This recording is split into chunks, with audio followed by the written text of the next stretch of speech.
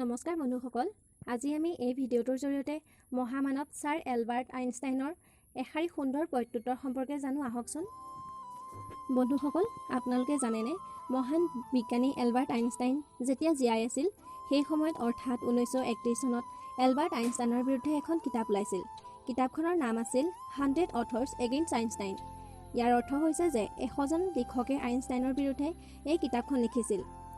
ইয়াত আমি এটা মন কৰিবলগীয়া কথা হ'ল যে পৃথিৱীত জীয়াই থকা অৱস্থাত আপুনি যিমানেই ডাঙৰ ভাল কাম নকৰক কিয় আপোনাৰ বিৰুদ্ধে সমালোচনা কৰিবই, কিন্তু মৃত্যুৰ পিছত গভীৰ শ্ৰদ্ধাঞ্জলিৰে আপোনাৰ শোক প্ৰকাশ কৰিব, প্ৰণাম জনাব, মানুহজন বৰ ভাল আছিল বুলি।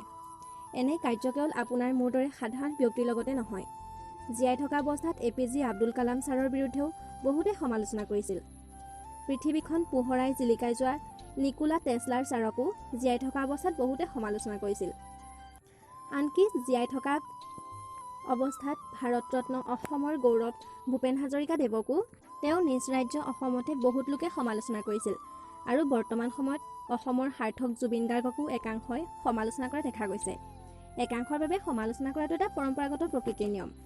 বাৰু, সি যি কি নহওক, এতিয়া আমি মূল কথা এলবাৰ্ট আইনষ্টাইনৰ বিষয়ে জানো আহকচোন। 100জন ব্যক্তিৰ নিজস্ব জ্ঞানেৰে এজন ব্যক্তিৰ বাবে অৰ্থাৎ আইনষ্টাইনৰ বিৰুদ্ধে কিতাপখন লিখি উলিয়াইছিল ঠিকেই, কিন্তু এই কিতাপখনত 100জন বুদ্ধিজীৱীয়ে আইনষ্টাইনৰ বিৰুদ্ধে যিমানবোৰ নিগেটিভ সমালোচনাৰে প্ৰশ্ন উত্থাপন কৰিছিল, এই সকলোবোৰ প্ৰশ্নৰ উত্তৰত আইনষ্টাইনে কেৱল মাত্ৰ এশাৰী বাক্যতে প্ৰত্যুত্তৰ দিলে। আৰু সেই বাক্যশাৰী কি আছিল জানেনে? Why 100? If I were wrong, then one author would have been enough. ইয়াৰ অৰ্থ হৈছে যে 100জন কিয়?